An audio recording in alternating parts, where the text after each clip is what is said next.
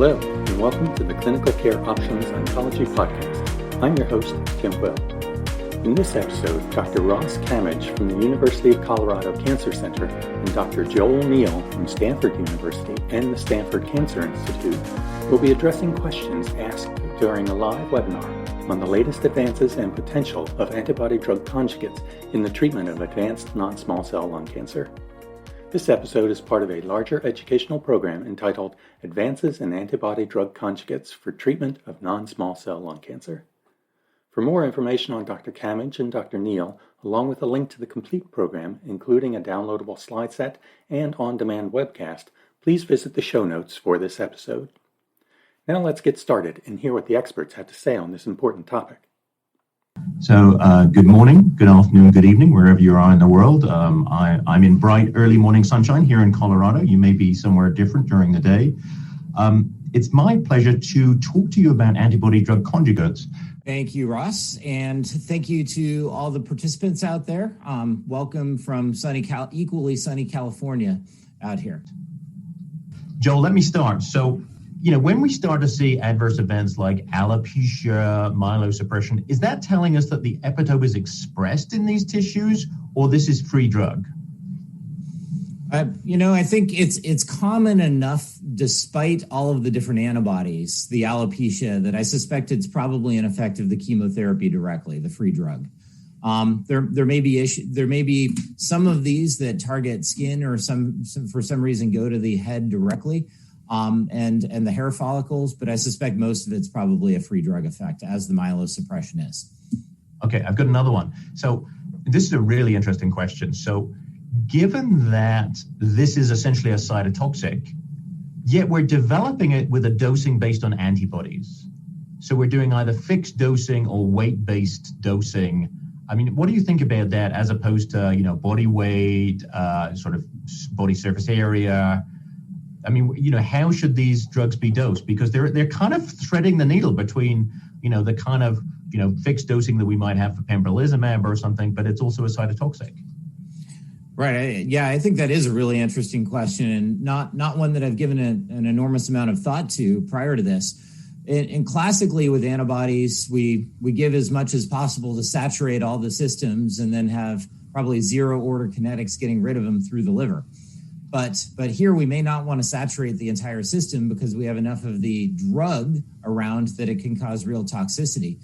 And there may be metabolic differences between patients in terms of how they metabolize these drugs. Even the tumor itself may cause more of a sink for some patients and less for others, causing more toxicity. So we'll probably need to start off at one dose fits most, but then dose reduce, as we've seen in some of these trials. Almost half of patients got dose reduction from some of these agents. So starting high and going down, like we've done with classical chemotherapy, or maybe oncologists will decide once these are approved, let's start low and titrate to tolerability. But I don't know. What are your thoughts, Ross? Well, historically, oncologists don't tend to go up on the dose of chemotherapy.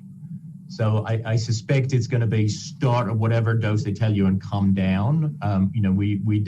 We haven't usually titrated up to toxicity, but we'll see.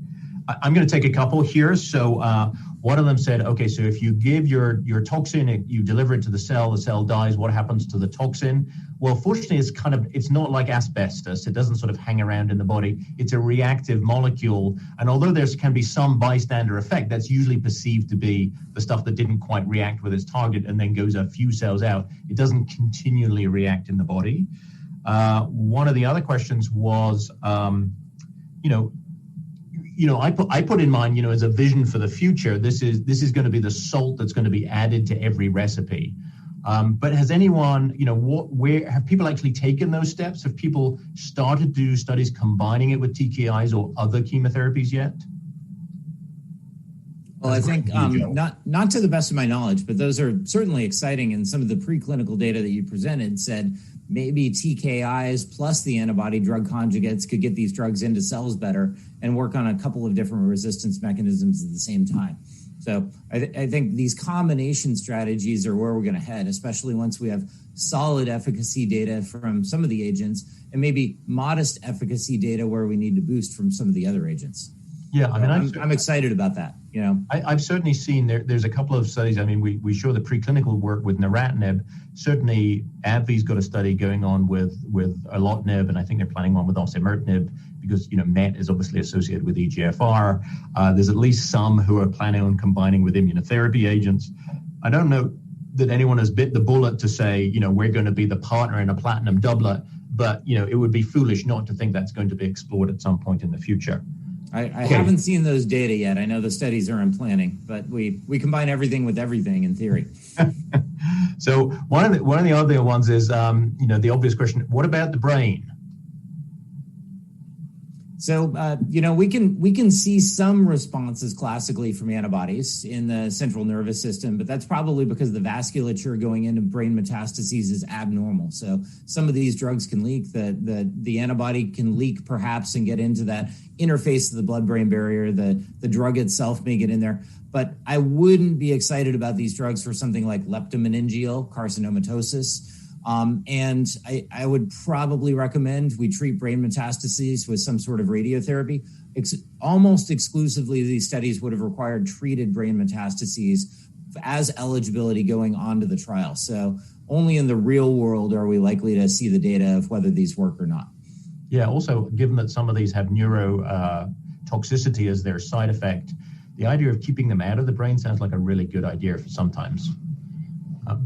So I think in the interest of time, I'll open it up, Joel, if you have any last thoughts you want to do. Otherwise, I'm going to stick with my statement that, like it or not, or whether you can pronounce them or not, these drugs are coming, and they're coming in every one of your comfort zones. So you better start to learn about them now. Joel, do you want to wrap up? No, I'd like to thank all of you for your participation. Watch out for the side effects. I think we'll all get a lot more clinical experience using these drugs, hopefully over the next year, both in clinical trials, as well as some exciting, hopeful approvals over the next year. Thank you very much, Dr. Camidge and Dr. Neal, and thanks to you, the listeners, for joining us. As a reminder, to view the full program, Advances in Antibody-Drug Conjugates for Treatment of Non-Small Cell Lung Cancer, please click on the link in the show notes. As always, thanks for listening.